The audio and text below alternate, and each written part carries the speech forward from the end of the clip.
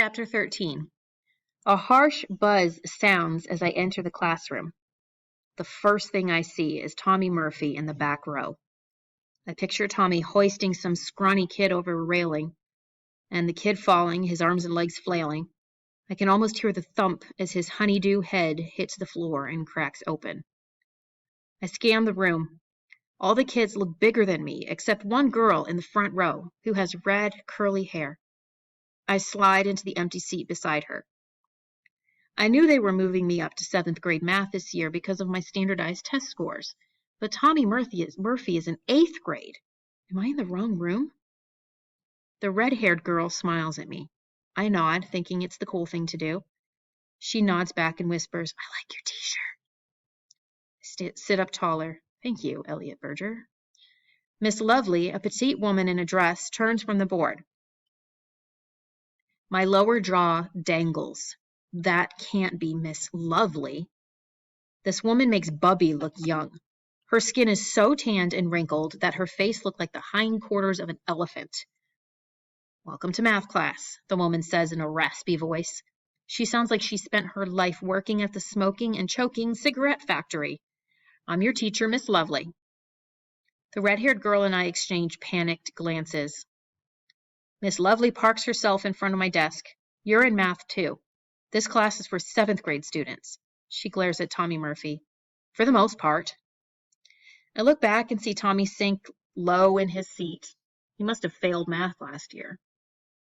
Miss Lovely's raspy voice invades my thoughts. "We do have 2 6th graders in our class. They tested exceptionally well."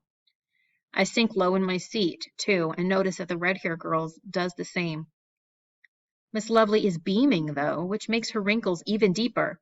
We could all learn from their dedication. I glance at the red-haired girl. Her eyelids are closed. A rude noise erupts from the back.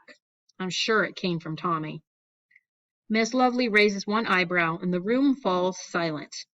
"You," Miss Lovely says in her gravelly voice, pointing at my chest.